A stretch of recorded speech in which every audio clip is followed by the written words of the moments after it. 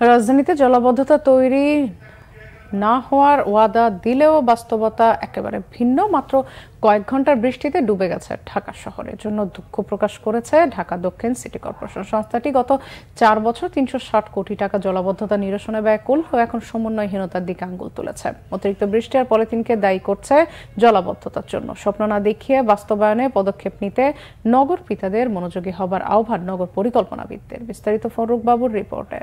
এখন বিচ্ছিন্ন কয়েকটি জায়গা ছাড়া তেমন কোনো জায়গায় দীর্ঘক্ষণ জলাবদ্ধতা থাকে না। কোথাও পানি জমে থাকলে দ্রুত যেন সেটা নিষ্কাশন করা যায়। আমাদের লক্ষ্য 15 থেকে 30 মিনিটের মধ্যেই যাতে করে সেখান থেকে পানি নিষ্কাশন হয়। এভাবে আমরা ব্যাপক কর্মযজ্ঞ এবং কার্যক্রম চালিয়ে যাচ্ছি। মাত্র 2 মাস আগে ঢাকা দক্ষিণ সিটি কর্পোরেশনের মেয়র ব্যারিস্টার শেখ ফজলুর তাপস বলেছিলেন তার এলাকায় জলাবদ্ধতা দেখা দিবে না, কিন্তু 130 মিলিমিটার বৃষ্টিতেই ডুবে গেছে ঢাকা দক্ষিণ সিটি কর্পোরেশনের অধিকাংশ ওয়ার্ড।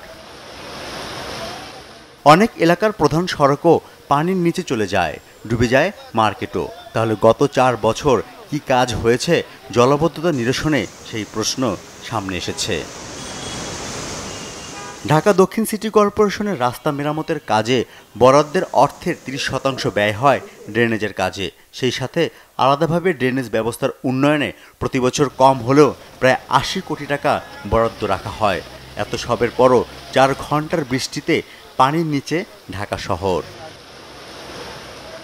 জলাবদ্ধতা দেখা দেয় এখন প্রতিবন্ধকতা নিয়ে সংবাদ সম্মেলন করেছে ঢাকা দক্ষিণ সিটি কর্পোরেশন।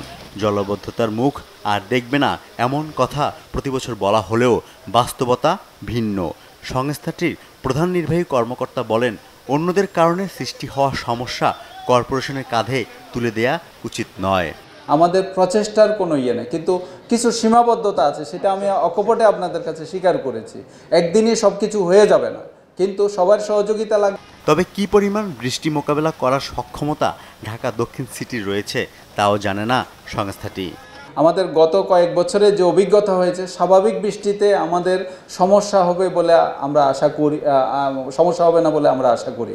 ঢাকা দক্ষিণ সিটি কর্পোরেশন এলাকার বিভিন্ন এলাকায় এখনও জলাবদ্ধতা আছে, যার নিরসনে কাজ চলমান বলেও জানায় সংস্থাটি। নগর পরিকল্পনাবিদরা বলছেন, নগর পিতারা কথা কম বলে কাজ বেশি করলে এমন পরিস্থিতির সৃষ্টি হতো না।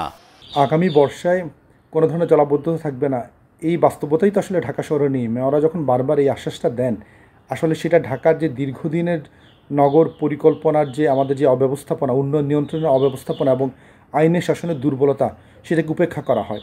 আমাদের নগরের যেই মৌলিক কাঠামো, সেই কাঠামোটা ধ্বংস করে দিয়ে নগরায়ণ হয়েছে। সেখানে খাল, নদী, নালা, ফ্লাড ফ্লো জোন সব ধ্বংস করা হয়েছে।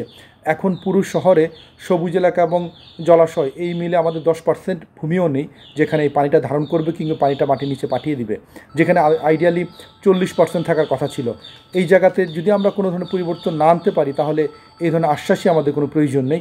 খাল উদ্ধারে স্বচ্ছতার অভাবে ঢাকার জলাবদ্ধতা দূর হচ্ছে না বলেও মনে করছেন তিনি। ফররুক বাবু, বাংলা ভিশন, ঢাকা।